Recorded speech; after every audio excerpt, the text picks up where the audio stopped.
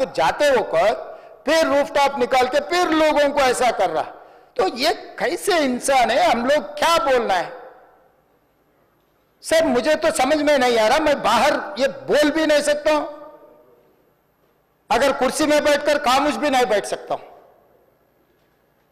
तो ऐसे ऐसे इंसान भी आजकल दुनिया में है। फिर भी हम एक सिस्टम से उनको हॉस्पिटल में ट्रीटमेंट उधर सब कोशिश किए, पर वापस जाते हो कभी वो रोड शो करना जो अकबर साहब ने कहा वो सच है। क्योंकि ये नहीं कहा मैं कि कुछ लोगों का सोशल मीडिया का दीवाने है, कहीं उन्होंने कुछ कहा, कहीं किसी का दोस्त है, कहीं किसी का दोस्त बोल के हम लोग उनको पुलिस केस में लगा रहे। अध्यक्षा ने अकबर साहब आप परमिशन दे तो 2 मिनट मैं तेलुगु में बोलता हूं, क्योंकि ये तेलुगु में नहीं बोले तो सर 2 తారీఖు వాళ్ళు అప్లికేషన్ పెట్టుకుంటే 3 తారీఖు పోలీసులు తిరస్కరించారు. 4 తారీఖు హీరో కానీ హీరోయిన్ కానీ సినిమా ప్రొడ్యూసర్స్ కానీ ఎవరు థియేటర్ రావడానికి వీల్లేదు. ఈ థియేటర్లో మేము సెక్యూరిటీ ఇవ్వలేము. ఈ థియేటర్కు ఉన్నది ఒకటే దారి. ఈ దారిలో ఇంతమంది వేలాది మంది అభిమానులు వచ్చినప్పుడు మేము కంట్రోల్ చేయలేము, వద్దు అని తిరస్కరించారు. తిరస్కరించిన తర్వాత కూడా 4 తారీఖు 9:30 ప్రాంతంలో హీరో రావడం జరిగింది. రావడం కారులో వచ్చి థియేటర్లో పోయి సినిమా తెచ్చి మళ్ళీ కారులో వెళ్ళిపోతే పెద్దగా ఇంత ఇబ్బంది జరుగుతుండేనేమో లేదో నాకు తెలియదు. కానీ ఎక్స్ రోడ్ చౌరస్తా కంటే ముందు నుంచే కారులో రూఫ్ టాప్ ఓపెన్ చేసి రోడ్ షో చేసుకుంటే థియేటర్లో పోవడంతో ఆ చుట్టుముట్టుతున్న 7-8 థియేటర్లలో ఉన్న సినిమా అభిమానులు మొత్తం ఇక్కడికే రావడంతో వేలాది మంది జమ అయ్యారు. ఆ గేట్ ఒక్కసారి హీరో కారు లోపలికి పంపించడానికి ఆ ఉన్న గేటు తెరవడంతో వేలాది మంది ఒక్కటేసారి ఉప్పెనలాకి వచ్చారు. ఆ ఉప్పెనలో చనిపోయిన రేవతి, ఆమె కొడుకు, భార్య, భర్త, కూతురు వాళ్ళు అలాగైపోయి కొడుకు తల్లి ఒక పక్కన పోయి ఆ జనాల నుంచి తప్పించుకొని టికెట్ చేసుకొని ఆ తొక్కిసలాటలు హీరోను థియేటర్ లోపలికి తీసుకుపోవాలనుకున్న టైంకి అతను బండి మీద రోడ్ షో చేసి దిగేటప్పటికి వేలాది మంది హీరోను కలవడానికి చొచ్చుకొచ్చారు ముందుకు. అసలు అంటే ఈ రకమైన వాతావరణంలో అతన్ని లోపలికి తీసుకువెళ్ళాల్సిన సందర్భంలో అతను ప్రైవేట్ సెక్యూరిటీ ఇవాళ రేపు మనం ఫంక్షన్లలో బౌన్సర్లు అని మనం చూస్తూ ఉన్నాం. 50-60 మంది సరిగ్గా లెక్క తెలియదు, 50-60 అయినా అంటున్నారు, నెంబర్ 4 ఎక్కువ తక్కువ. ఆ బౌన్సర్లు అందరు మీదికి వచ్చే అందరు అభిమానులను విపరీతంగా అడ్డంగా ఎట్లా పడితే అట్లా తోయడంతో అటు నుంచి అభిమానులు హీరోని చూడాలి, కలవాలని ఒకవైపు నుంచి వాళ్ళని హీరో దగ్గరికే రానియొద్దని ఆయన ప్రైవేట్ సెక్యూరిటీ వెనక్కి నెట్టడం వల్ల ఈ తొక్కిసలాటలో హీరో థియేటర్కి వెళ్ళి లోపలికి వెళ్ళి చూసినాక పోలీసులు ఈ మొత్తం క్రౌడ్ని, ఈ మొత్తం అక్కడ ఉన్న జమైన జనాలను అందరిని కూడా తీస్తే ఒక తల్లి కొడుకు అక్కడ శవాలుగా పడి ఉన్నారు. ఆ తల్లి అంత తొక్కిసలాటలు కూడా నేను ఆ వీడియో చూసిన ఆ తల్లి లోపలికి వచ్చినప్పుడు కొడుకు చేయి పట్టుకొని ఎంత జాగ్రత్తగా కొడుకుని తీసుకొని వస్తుందో తల్లి ప్రేమ ఎట్లుంటుందో అక్కడ నాకు చూసి నాకు అర్థమైంది. ఆ శవాలుగా మారిన తల్లి కొడుకు చెయ్యి ఇడవలే అధ్యక్ష, అట్లే చెయ్యి బిగ్గర పట్టుకొని పోలీసు వెళ్ళి చూస్తే ఆ తల్లి, ఆ పిల్లగాడు, ఆ తల్లి ఆ చెయ్యి వదలకుంటే కన్నబిడ్డను పట్టుకుని తల్లి చచ్చిపోయింది అధ్యక్ష. అట్లాంటి సిచ్యువేషన్లో పోలీసులు తల్లిని కొడుకుని హాస్పిటల్కి అక్కడ ఫస్ట్ ఎయిడ్ ట్రీట్మెంట్ చేసిండ్రు. పోలీసులు ఏం డాక్టర్లు కాదు, హుటాహుటిన తరలించిండ్రు. హాస్పిటల్కి వెళ్ళిన తర్వాత తల్లి చచ్చిపోయింది, పిల్లోడు కోమాలు ఉండు. ఆల్మోస్ట్ పోలీసులు పిల్లవాడు కూడా చచ్చిపోయింది అనుకున్నారు, బ్రెయిన్ డెడ్ అయింది ఆక్సిజన్ అందక ఆ అబ్బాయికి. సో ఆ సిచ్యువేషన్లో వెనక్కి పోలీసులు వచ్చి హీరో గారికి విషయాన్ని తెలియజేసి హీరో గారు వెళ్ళిపోతే హీరో ఎందుకు వెళ్ళిపోవాలనుకుంటారు పోలీసులు అంటే ఇంకా వేలాది మంది అభిమానులు అక్కడనే ఉన్నారు. హీరో గారు థియేటర్లో కూర్చొని ఉండడం వల్ల, సినీ ప్రముఖులు ఉండడం వల్ల ఈ బయట జమైన వేలాది మంది అభిమానులు అక్కడ నుంచి పోకుండా అక్కడనే ఉండడంగా థియేటర్ లోపల కూడా బాల్కనీలో, టాప్ బాల్కనీలో హీరో కూర్చుంటే కింద నేల కింది నుంచి పై వరకు వెనక్కి తొక్కుట పైకెక్కి హీరో చేతులు కలపాలని కోతులు ఎగబడ్డట్టు, కోట మీదకి కోతులు ఎగబడ్డట్టు ఉల్టా పైకి తొక్కిసలాట జరిగింది అధ్యక్ష. థియేటర్ వాళ్ళు పోలీసులను హీరో దగ్గరికి వెళ్ళి చెప్పడానికి కూడా అనుమతి ఇవ్వకుండా థియేటర్ వాళ్ళు పోలీసులను బ్లాక్ చేశారు అధ్యక్ష. ఎప్పుడైతే హాస్పిటల్లో తల్లి చచ్చిపోయిన పిల్లగాడు కూడా ఆల్మోస్ట్ చావు నోట్లో ఉన్నాడు అని తెలిసి పోలీసులు వచ్చి ఏసీపీ వెళ్ళి చెప్పడానికి పోతే థియేటర్ సిబ్బంది లేదు హీరో దగ్గరికి వెళ్ళడానికే వీళ్ళేదని చాలాసేపు పోలీసులను కూడా హీరో దగ్గరికి పోనీయలేదు అధ్యక్ష వాళ్ళ ప్రైవేట్ వీళ్ళు. చివరికి ఏసీపీ కోపం వచ్చేసి మిమ్మల్ని అందరిని తీసి లోపల వేయాల్సి వస్తుందని చెప్పిపోయి హీరోకు ఏసీపీ క్లియర్గా ఇద్దరు చనిపోయినరు, మీరు ఇక్కడ కూర్చుంటే థియేటర్లోనగా థియేటర్ బయట ఉన్న వేలాది మంది ఈ సినీ అభిమానులను మేము కంట్రోల్ చేయలేకపోతున్నాం. లా అండ్ ఆర్డరు శాంతి భద్రతలు చేయి దాటిపోయినాయి. మేము లాఠీ చార్జ్ చేయాల్సిన పరిస్థితి ఉంది. మీరు దయచేసి వెళ్ళిపోండి, వచ్చిండ్రు చూసిన కదా వెళ్ళిపోండి అంటే, లేదు నేను సినిమా అయిపోయే వరకు ఇట్లే కూర్చుంటానని పోలీసులతో చెప్పిండని సిటీ కమిషనర్ నాకు చెప్పడం జరిగింది అధ్యక్ష.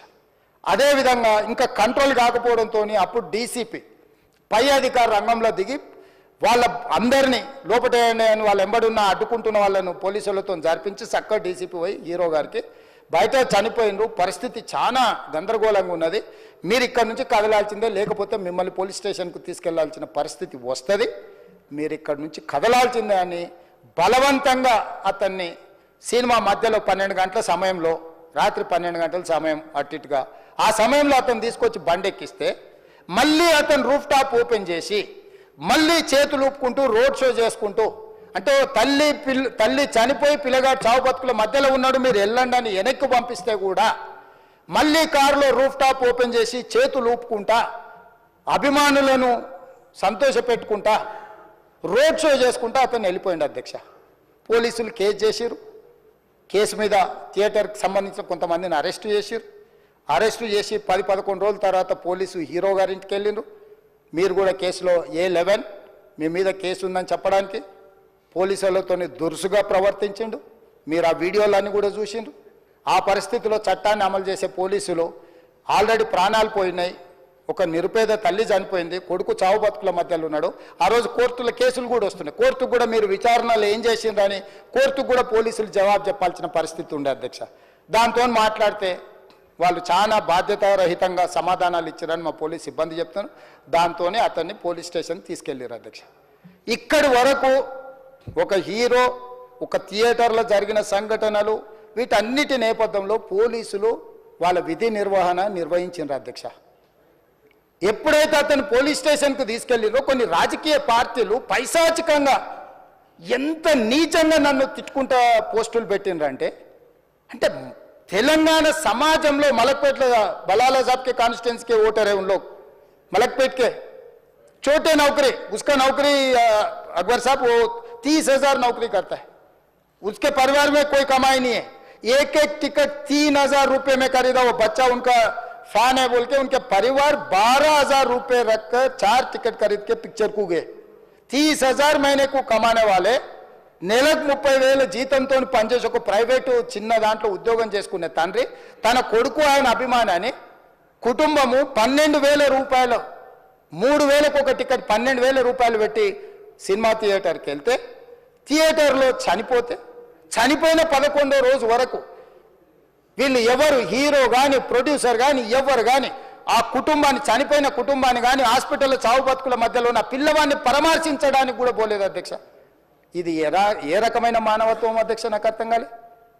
ఇలాంటి మానవత్వం లేకుండా వ్యవహరించిన వాళ్ళను పోలీసులు విధి నిర్వహణలో భాగంగా పోలీస్ స్టేషన్కు తీసుకెళ్తే ఒక ఆయన ట్విట్టర్లో పెడతాడు అడ్డగోలుగా 10 ఏళ్ళు మంత్రి చేసి ఉద్యమాలు చేసినామని చెప్పుకునేటోళ్ళు, ఉద్యమాల సమయంలో సినిమా షూటింగ్లో జరగొద్దని దాడులు చేసిన వ్యక్తులు ఇవాళ అతను భగవత్ స్వరూపుడు, అసలు అతన్ని పోలీసులు ముట్టుకుంటారా?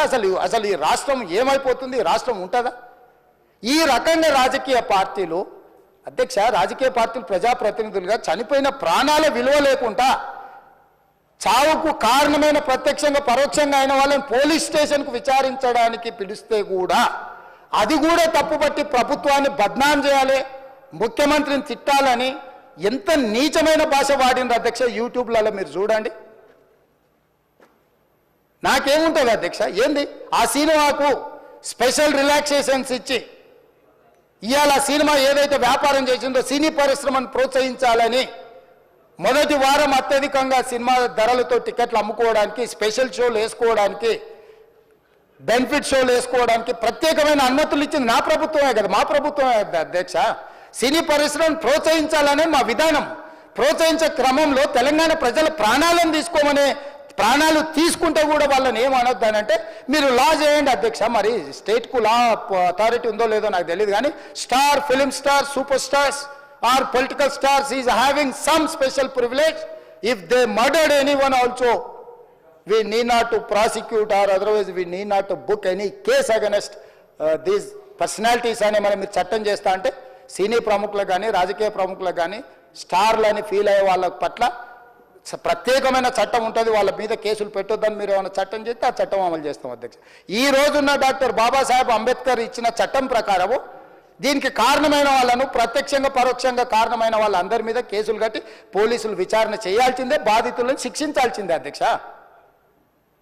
సో ఈరోజు ఆ కుటుంబాన్ని ఆదుకోవడానికి ఈరోజు కూడా ఆర్థికపరమైన విషయాల్లో కానీ దీంట్లో కానీ వాళ్ళు ఎవరు పెద్దగా ఆసక్తి, కనీసం సినిమా వాళ్ళు ఒక్కరోజు అతను పొయ్యి వస్తే సినీ ప్రముఖులందరూ అతని ఇంటికి వెళ్ళి అతనికి మొత్తం ఏదో కాళ్ళు చేతులు యాక్సిడెంట్లో పోయినట్టు కన్నీళ్లు గారుస్తారు. ఈ సినీ ప్రముఖులు ఒక్కరైనా హాస్పిటల్కి పోయినరా అధ్యక్ష? నేను సూటిగా తమ ద్వారా సినీ ప్రముఖులను నేను అడుగుతున్నా అధ్యక్ష. తల్లి చనిపోయి 9 సంవత్సరాల పిల్లగాడు బ్రెయిన్ డెడ్ అయ్యి ఆక్సిజన్ అందక 20 రోజుల నుంచి హాస్పిటల్లో కోమాలో ఉంటే ఈ సినీ ప్రముఖులు ఒక్క రోజు కోసం పోలీస్ స్టేషన్ పోయిన ఇంటికాడ క్యూ కట్టి ప్రభుత్వాన్ని తిడుతున్నారు, నన్ను తిడుతున్నారు, అతన్ని పరామర్శిస్తున్నారు. ఏమైంది అధ్యక్ష? అతను కాలు పోయిందా, కన్ను పోయిందా, చేయి పోయిందా, ఏమైనా కిడ్నీలు దెబ్బతిన్నా, ఏమైంది? అతన్ని ఇంతమంది సినీ ప్రముఖులు పరామర్శించరు, కలిసిండ్రు, అభినందించరు. కానీ ఆ పిల్లగాన్ని కనీసమన్న పరామర్శించడానికి సినీ ప్రముఖులు ముందుకు రాలేదంటే సినిమా ఇండస్ట్రీలో ఉన్న ప్రముఖులు ఏం ఆలోచన చేస్తుండ్రో, ఏం కోరుకుంటుండ్రో నాకైతే తెలియదు. 100% जो भी अकबरुद्दीन ओवैसी साहब ने जो मुद्दा उठाए वो मुद्दा के लिए मैं ये बात कह रहा हूं, सचमुच बोल रहा हूं, ये शर्म की बात है. 20 दिन के बाद भी इतने 1 दिन के लिए उनको पुलिस स्टेशन को लेकर गए तो हाईकोर्ट भी इमीडिएट अजर्नमेंट मोशन, लंच मोशन ले लिए, उनका बेल भी दे दिए, सब कुछ है. आधी रात को 11-12 बजे अपने लोग बोल रहे थे जेल का दरवाजा खोलो, 12 बजे उनको छोड़ो. अरे भाई कहां है प्रोविजन? कहां से छोड़ू मैं? कोई मेरा घर का मामला नहीं है. मेरा घर का मामला है तो मेरा गेट निकाल के आने वाले जाने वाले को मैं बोल सकता हूं. जेल का दरवाजा मेरा हाथ में नहीं है, कानून के हिसाब से चलाने का है मेरे को. रात 12 बजे अरे वो फिल्म स्टार है उसको छोड़ दो. भाई अगला दिन मैं रहे तो ना फिल्म स्टार को छोड़ने के लिए. अगर आधी रात को 12 बजे किसी को जेल से छोड़ने का कोई लॉ है तो बोलो, मैं भी लागू करता हूं. तो इसीलिए ये इतने फिल्म स्टार कोई भी दवाखाने तक नहीं गया, छोटे बच्चे को नहीं देखा अकबर साहब. ये अफसोस की बात है, शर्म की बात है. सचमुच बोल रहा हूं मैं. अगर मैं वहां पर जाके देखने के लिए मैं पूरा स्टाफ और मेडिकल एंड हेल्थ सेक्रेटरी, मेरे कमिश्नर, सब टीम को मैं डिप्लॉय कर दिए. सीता और अपने कमीशन चेयरपर्सन सब लोगों को वहां भेज के मैं continuously I am monitoring that boy health condition. So ये कैसे कहां जा रहे हैं हम लोग? भाई उन लोगों को जिम्मेदारी दी नहीं है, हम समझ भी सकते है नहीं है वो बात अलग है. मगर कुछ पॉलिटिकल पार्टीज 10-10, 20-20 साल जो रिप्रेजेंट किए, मंत्री किए, वो लोग मुझे गाली दे रहे हैं. उसके ऊपर कैसा केस लगाते हैं? वो मेरा दोस्त है. भाई आपके लिए, आपके दोस्त के लिए कोई नया कानून बनाना है तो बनाओ, देखेंगे. अरे आपके दोस्त रहे तो 12 खून माफ है क्या? मेरा भाई के लिए भी माफ नहीं है, आपके लिए कहां से माफ करूं मैं? मेरा परिवार के लिए भी कोई नया कानून नहीं है. स्पीकर साहब, मैं ये कुर्सी में बैठा हूं, जो कानून है जो डॉक्टर बाबा साहब अंबेडकर जी ने जो कानून दिया, कानून के हिसाब से हम सरकार चलाएंगे. जो अकबर साहब ने जो बात दिखा, कुछ प्राइवेट डिस्कशन है, कुछ पब्लिक विजुअल्स है. जो पब्लिक विजुअल्स में वो वापस जाते वक्त भी हाथ हिलाया, रोड शो किए, आने से पहले किए, जाने से समय पर किए, पुलिस वाले भी उसको जल्दी जाने के लिए कोशिश प्रेशर किए, सब कुछ सच है. मगर उनको तो बेल मिल गए. अभी कानून तो हम मानना ही पड़ता. तो ये हकीकत है, ये सचमुच है. मगर ये अफसोस की बात है. मैं फिल्म इंडस्ट्री जो बड़ा लोग है, मैं उन लोगों से गुजारिश करता हूं, इनह्यूमन नहीं रहना. आप बिजनेस कर लो, आप पिक्चर निकालो, पैसे कमाओ, सरकार से इंसेंटिव्स ले लो, सब्सिडीज ले लो, स्पेशल प्रिविलेज शूटिंग के लिए जो होना है वो मांगो. मगर किसी का हत्या होने के बाद, किसी का जान बचाने के बाद, किसी का जान लेने के बाद आज स्पेशल प्रिविलेज मांगे तो ये सरकार में नहीं मिलने वाले. मैं जब तक मैं कुर्सी में रहता हूं तब तक नहीं देता हूं. मेरा जिम्मेदारी तेलंगाना आम जनता का जान बचाने का मेरा जिम्मेदारी है. उन लोगों के लिए कोई भी तकलीफ दिए, उन लोगों को कांग्रेस सरकार ने, मेरे सरकार ने छोड़ने वाला नहीं है.